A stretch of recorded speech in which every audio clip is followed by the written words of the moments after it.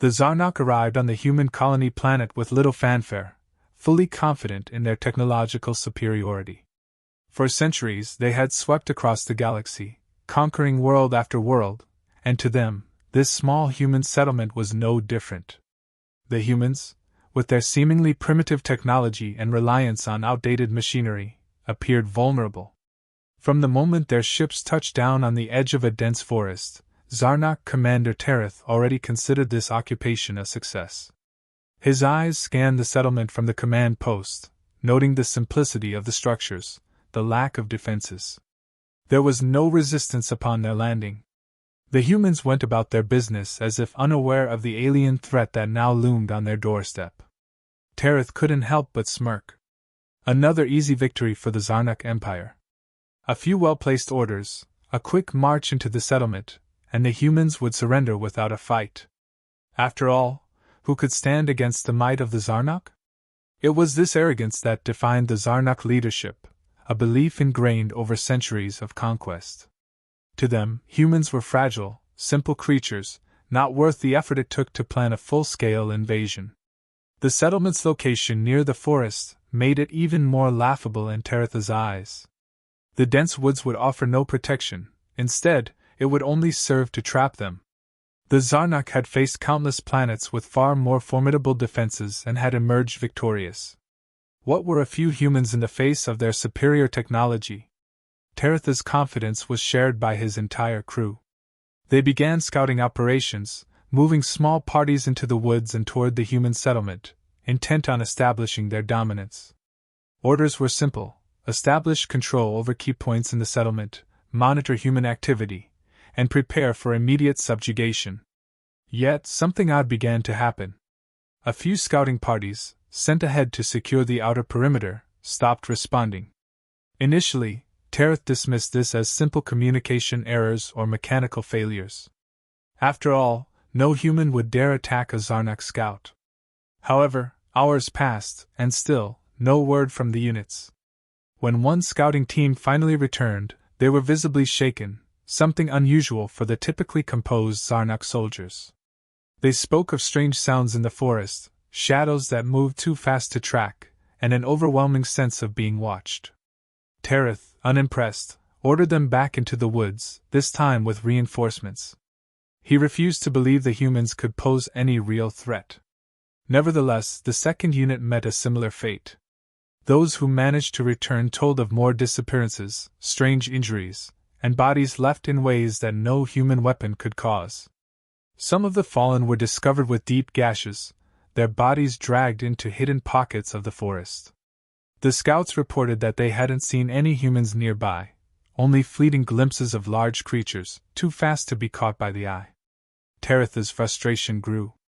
He couldn't understand it.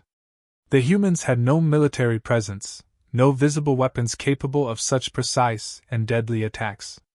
Yet something was hunting his soldiers. Blaming the humans felt too simple, too convenient. He began to suspect that something else was at play. Perhaps it was a natural predator of the planet, or perhaps the humans had allies that the Zarok hadn't accounted for. Either way, Tereth wasn't worried. He knew that whatever it was, the Zarok could handle it.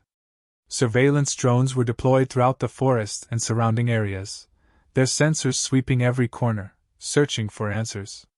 That's when they first appeared on the Zarok's monitors, large, wolf-like creatures, moving silently through the underbrush, their fur blending seamlessly with the dense foliage. At first glance, they seemed like mere animals, nothing more than another species native to the planet. But upon closer inspection, there was something different about them.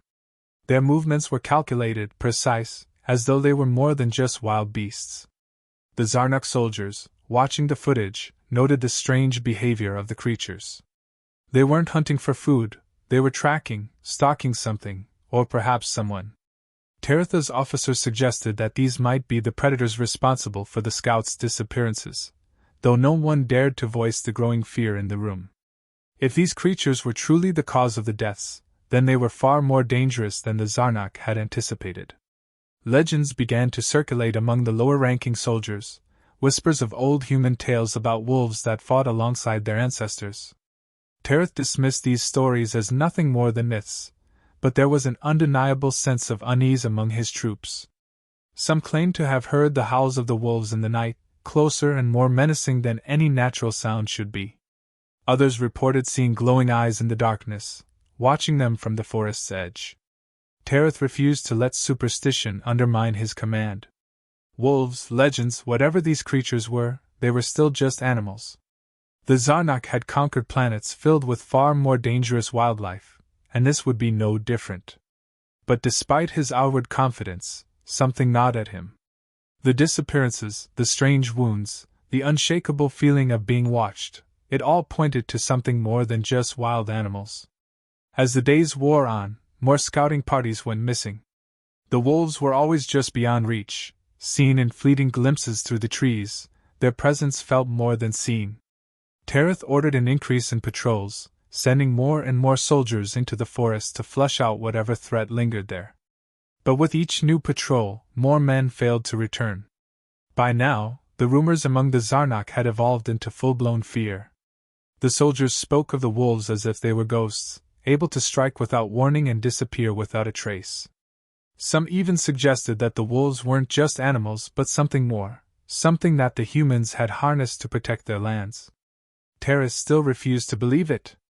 He couldn't accept that humans, these fragile creatures, could have any real power here. Yet the evidence was undeniable. Something was out there, something that was systematically hunting his men. And it wasn't just the humans. The Zarok, still underestimating the situation, prepared for a full assault on the human settlement. They believed their superior technology and military training would easily overwhelm any opposition.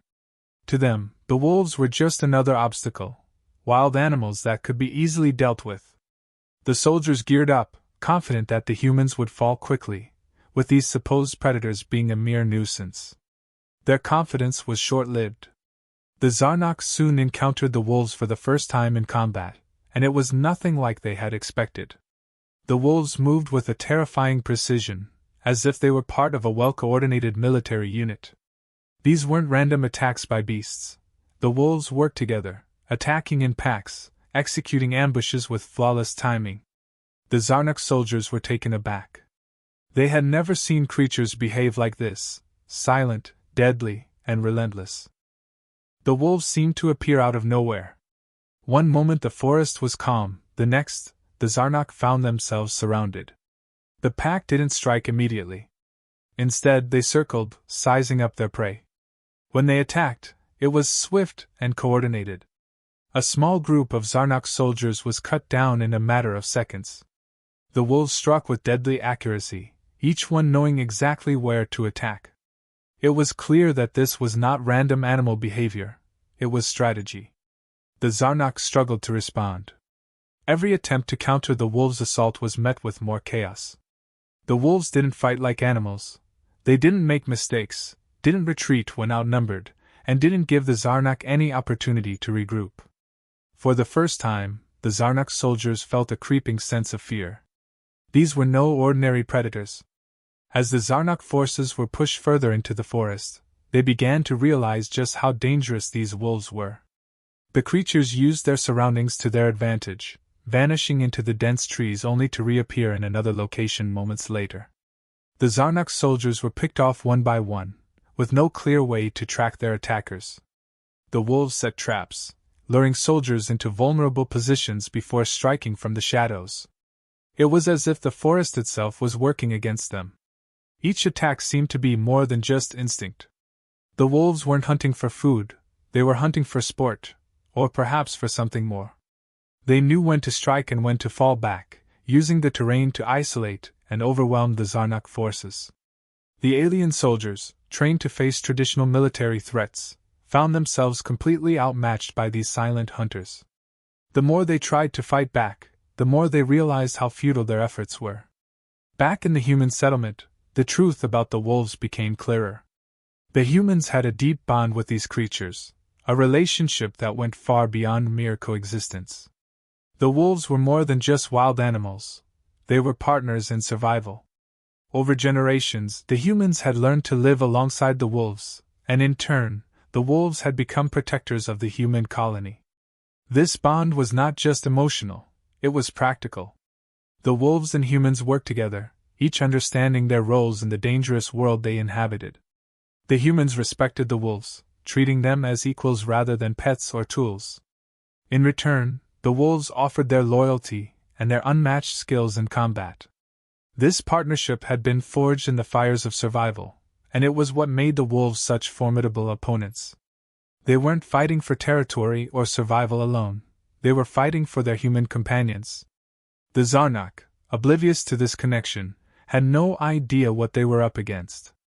To them, the wolves were still just another species of predator, albeit a more dangerous one than they had anticipated. But as more and more Zarok soldiers fell to the wolves' attacks, panic began to set in. Reports flooded into Commander Tereth, detailing the growing number of casualties and the bizarre coordination between the wolves. At first, Tereth dismissed these reports as exaggerations. The idea that wolves, mere animals, could outwit his well-trained soldiers was unthinkable.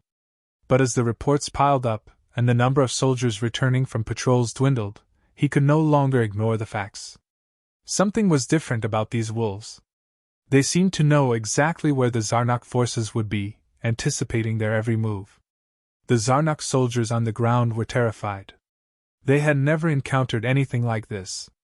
It wasn't just the wolves' strength or speed that unnerved them, it was their intelligence. The wolves weren't simply reacting to the Zarok's presence, they were planning, strategizing, and coordinating their attacks. Some soldiers began to whisper that the humans must have trained the wolves to fight, that this was some form of advanced warfare tactic.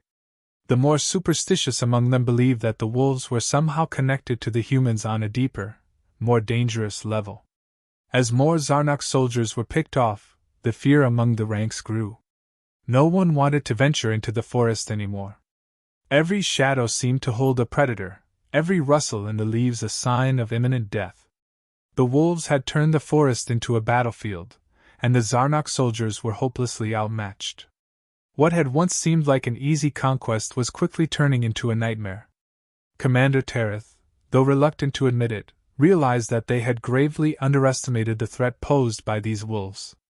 His forces were being decimated, not by humans, but by these creatures that fought with a level of coordination and intelligence far beyond what any animal should be capable of.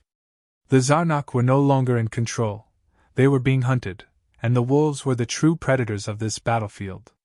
The once confident Zarok forces were now gripped by fear, their arrogance shattered by the realization that they were not the hunters they thought they were. Commander Tereth, determined to crush the resistance once and for all, ordered his forces to launch a full-scale assault on the human settlement. He believed the humans were on their last legs, and the wolves, despite their formidable attacks, were still just animals. His plan was simple: overwhelm the settlement with sheer numbers and advanced weaponry. But as his forces advanced, something felt off. The air was thick with tension, and the soldiers couldn't shake the feeling that they were walking into something they hadn't prepared for. As the Zarok soldiers moved closer to the human outpost, it became clear that the humans and wolves had anticipated their attack. What seemed like a straightforward offensive quickly unraveled into chaos. The Zarok were funneled into narrow pathways between dense patches of forest, a natural choke point where visibility was limited. It wasn't long before the wolves struck, launching a coordinated attack from the shadows. They moved with deadly precision, ambushing the Zarok forces while humans, hidden in strategic vantage points, picked off soldiers one by one with precision shots. Every time the Zarok tried to advance, they were cut down, unable to predict where the next attack would come from. The wolves played a critical role in this tactical nightmare. They acted as scouts, always one step ahead of the Zarok's movements. With their keen senses and stealth, they could locate enemy positions and silently communicate with their human allies. A low growl, a slight movement, small signals that the humans understood. The Zarok had no idea that the wolves were guiding their enemies, setting traps, and laying ambushes with perfect coordination. Every step the Zarok took brought them deeper into a web of destruction that the humans and wolves had woven together. The wolves didn't just scout, they were also the shock troops. Swift and silent, they struck with terrifying speed, targeting key Zarok units to disable their command structure. Zarok officers, communications teams, and heavy artillery operators were all taken out in rapid succession.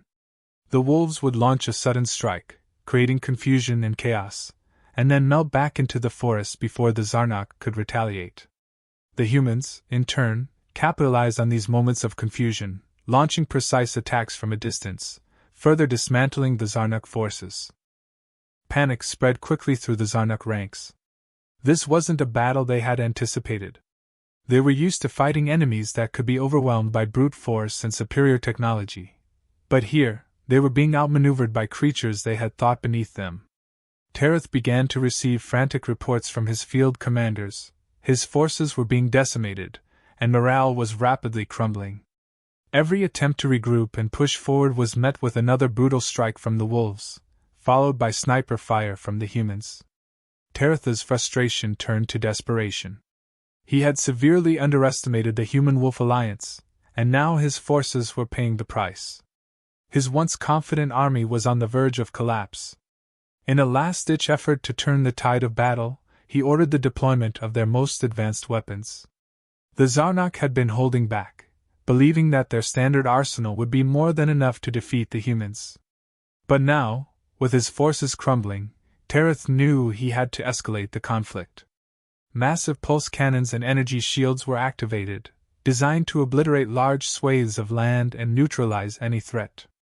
The Zarok's firepower surged, and for a brief moment, it seemed as though the tide might turn. But the humans and wolves were ready. They had fought like this before, against overwhelming odds, against enemies who believed their technology made them invincible. The wolves adapted quickly, using the environment to their advantage, weaving through the trees, dodging the energy blasts with an uncanny agility. They knew the terrain better than the Zarok ever could, and no amount of firepower could change that. While the Zarok relied on their advanced weapons, the humans remained calm, striking from positions of safety while the wolves continued to wreak havoc. The pulse cannons, though powerful, were slow to recharge, and each missed shot gave the wolves more time to close the distance and strike at vulnerable targets. The energy shields provided some defense, but the wolves were relentless, finding ways to slip through gaps or flank the Zarok forces entirely. The coordinated assault between the humans and wolves began to take its toll on the Zarok. Despite their advanced weaponry, they were losing ground. The wolves were too fast, too coordinated, and too precise. Every attempt to push back was met with another ambush, another perfectly timed attack. Tereth watched as his forces, once thought to be unstoppable, were being systematically dismantled by an enemy he had underestimated from the start. In the chaos of the battlefield, Tereth came to a grim realization. This wasn't just about superior technology or tactics. It was about the bond between the humans and their wolves. Together, they fought as one, humans with their strategic minds, wolves with their deadly precision. They moved in perfect harmony, each side compensating for the other's weaknesses and amplifying their strengths. It was a partnership unlike anything the Zarok had ever encountered, and it was the key to their undoing. As the battle reached its climax, the Zarok's numbers dwindled. Tereth's once mighty forces were reduced to scattered units, desperately trying to regroup and hold their ground. But it was too late. The wolves had already tipped the scales, their ability to blend into the environment and execute precise attacks proving too much for the Zarok to handle. The humans, with their unmatched long-range precision, delivered the final blows, targeting the last of the Zarok's heavy weaponry and command units. The Zarok had come to this planet believing they were the hunters, that their superior technology and military prowess would make short work of the human settlement. But now, as the remnants of their forces were cut down by wolves in the shadowy depths of the forest, they understood the truth. They were no longer the hunters, they were the prey, and the humans, alongside their wolves, had orchestrated their downfall with ruthless efficiency. By the time the battle ended, the Zarok were left in shambles, their forces decimated, their morale shattered. The wolves, once thought to be mere animals, had proven to be their worst nightmare. Together with the humans, they had turned the tide of battle, transforming what should have been an easy conquest into a nightmare of strategy and precision. The Zarok forces, battered and broken, retreated to what they believed was their last stronghold. Their once unshakable confidence had been shattered, replaced by the stark reality that they were no longer in control. As they regrouped at their base, they clung to the hope that their advanced technology would be enough to hold off the humans and their wolves. The defenses were reinforced, weapons systems primed, and every remaining soldier was prepared for what they believed would be a desperate but final stand. But it didn't take long for the Zarok to realize how wrong they were. As night fell, the forest came alive with movement. The wolves, having relentlessly pursued the Zarok throughout the campaign, were now encircling the base. There was no place left for the Zarok to run. They had underestimated the wolves' ability to adapt, and now they faced the full fury of a coordinated, well-executed assault. The wolves moved with an efficiency that defied their appearance. They broke through the Zarok defenses in a matter of moments, tearing through the outer perimeter before the Zarok could even respond. The humans followed closely behind, their long-range strikes picking off any Zarok who tried to mount a defense. It was as if the humans and wolves had practiced this scenario for years. Every movement was precise, every strike calculated. The Zarok were out of options.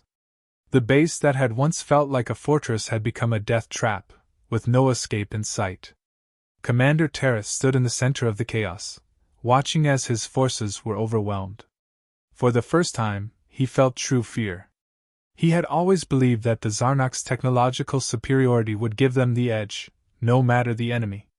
But now, as he saw the wolves coordinating effortlessly with the humans, he realized how deeply he had miscalculated. This wasn't a battle they could win by brute force. It wasn't just the humans' weapons or their tactics, it was their bond with the wolves, an alliance so strong and seamless that it had completely dismantled the Zarok's advantage. Taratha's mind raced. How had it come to this? He had led campaigns across dozens of worlds, faced enemies far more advanced than the humans, and won every time. But here, on this backwater planet, the Zarok were being torn apart by an enemy that should have been easy to crush. It was the wolves. They weren't just animals, they were something more, something Tarath had never accounted for.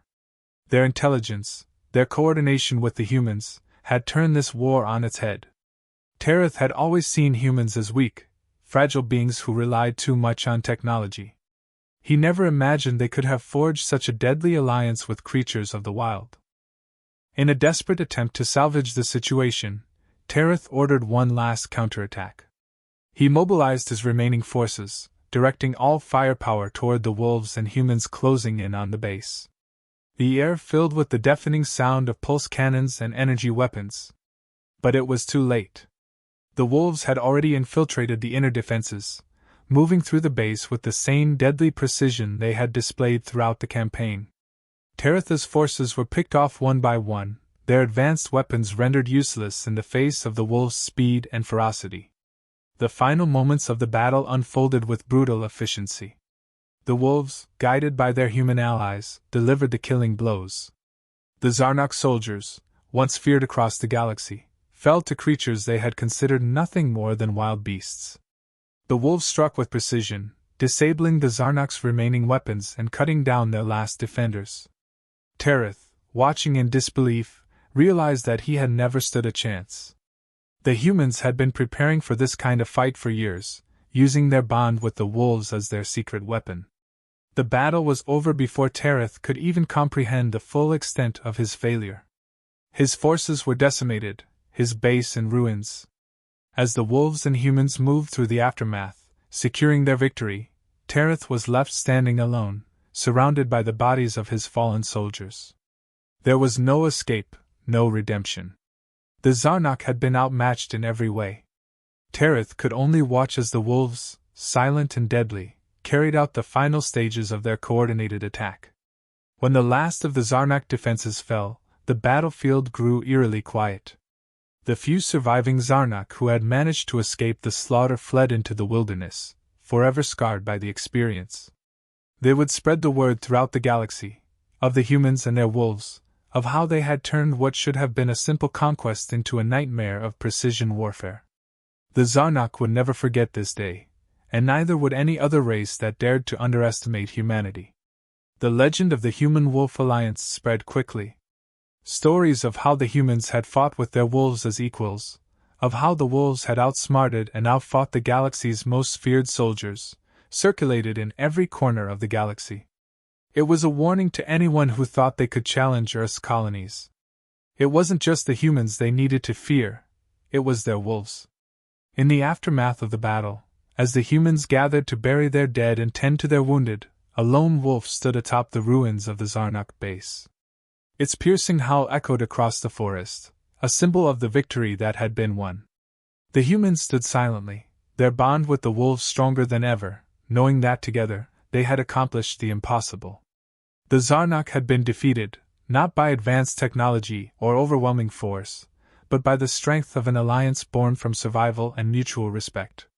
As the final echoes of the wolf's howl faded into the night, the humans prepared for what came next. They knew that others would come, that more enemies would seek to challenge them. But now, those enemies would know the truth. Humanity wasn't alone.